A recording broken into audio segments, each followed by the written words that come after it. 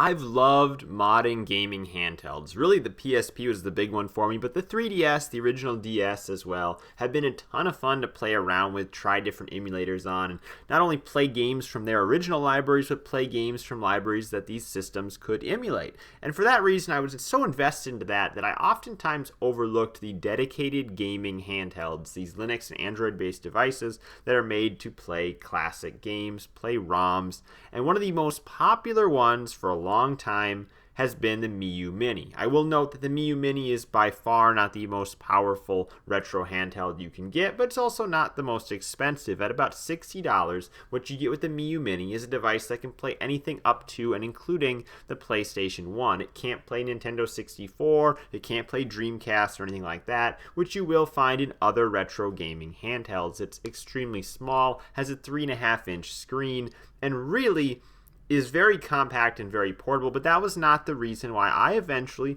picked up a Miyoo Mini instead of any other retro handheld, or even picked up a retro handheld in the first place.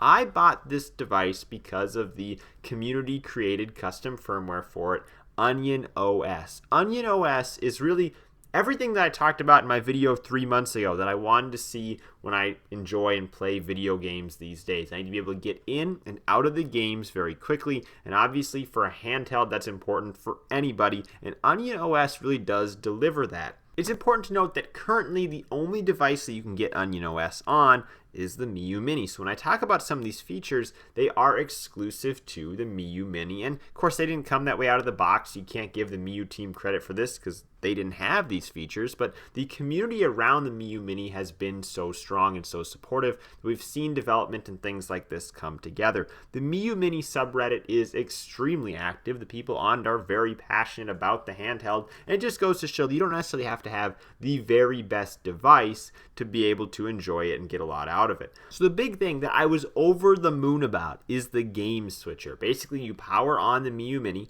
and you're met with save state images of the last 8 games you played. You can take a look through the last 8 games you played, click one button, and you are instantly dropped into the save state that you had on that game. It's convenient because you don't need to navigate your entire game list to find the game you wanted. You don't need to go into a RetroArch menu to load the save state. You don't actually press that button or use a hotkey. You simply turn it on, and you're right there into one of the last 8 games you played. You can also set it up to just go straight into the last game you played, and then you can use the center menu button to open up the game switcher if you want to play something else other than the last game you played. This is a system that I've really enjoyed playing Pokemon Emerald on. It does have fast forwarding on the GBA, which in the case of the PSP or playing on, a DS, something like that, it's not going to have enough power, enough overhead to be able to fast forward GBA games, and it is pretty slow. Playing an old school Pokemon game, a GBA era one, they're really slow if you don't have fast forward on. It's hard to want to play those.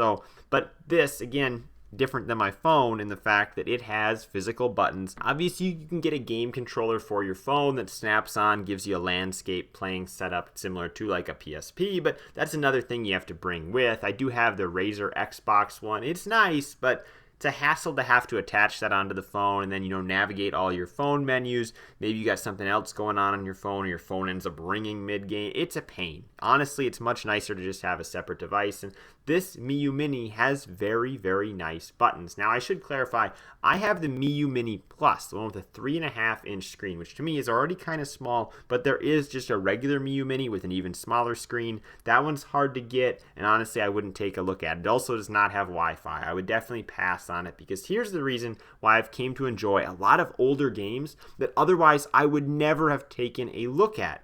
It's retro achievements. Retro achievements are basically just, regular Xbox style achievements. You do a certain thing in a game, you get a retro achievement. This is set up through the Retro Achievements website. You just make an account on there for free. It lists all the thousands of supported games they have across tons of platforms, even up until the PlayStation 2. Like, they have support for achievements up until the PlayStation 2. There is no GameCube support, but basically any other main console that you can think of has retro achievements, and it's really cool to see because you take a look at these games that the developers on there have made retro achievements for, and you're like, oh, you know what, maybe that's a game I want to go for, give a shot that otherwise maybe you'd never have heard of, maybe you'd never given them a shot, but you go on retro achievements, you see the game has achievements, kind of get an idea of the game just from the achievement list there, and you see the comments comments, the people who are like, yeah, I really enjoyed this game when I was a kid. I'm so glad I can go back, play it with some achievements now. You see these people who are legitimately nostalgic about really even some very obscure games from, say, the Genesis or the Super Nintendo, which is kind of a blank spot for me if I look back at my video game playing history. Obviously,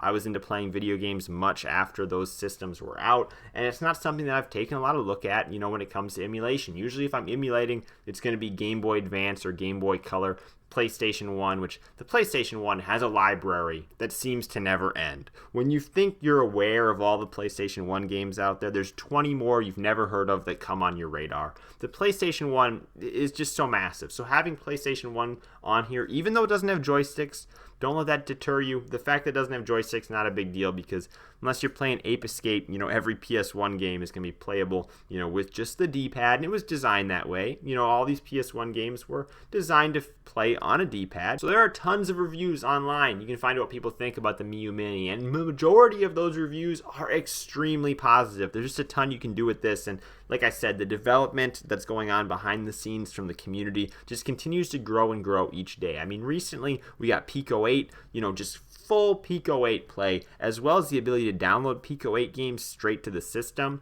which is not seen with any of the other consoles. And then they also added DS in a way that actually runs very well. It's kind of been improving and improving over the course of this year to the point where these DS games play pretty smoothly. It's a little bit hard to have to flip between the screens because you only got one screen, and you can do so with one of the trigger buttons. But it makes something like Pokemon perfectly playable. I mean, I know the attacks are on the bottom screen, so you do have to flip back and forth, but it's easy to do it with that trigger, and it's not like you have to see both screens at the same time in order to be able to play a Pokemon game on here. I think that really speaks to what the Miyoo Mini is all about. It might not be the most powerful one on the market. I looked at something like the Retroid Pocket 3 Plus as kind of my initial look as what I thought I would buy, and then I ended up getting this instead, which is much weaker, but it was also much less expensive at about $60 depending on what retailer you get it from. Maybe you're getting an SD card in a case with it. I would throw away the SD card. It's no good. I would just use your own. So factor that in. You're probably for sure spending less than $80 on this thing, put it that way. So for a little bit more than the cost of a AAA game, you could have yourself a handheld that can play thousands of games. It seems like a great trade-off, and if you're not into old games, PS1 or earlier, I get it. But I will say I had some of my reservations about playing Genesis and Super Nintendo games, but I think that with the save states and whatnot that you have on here,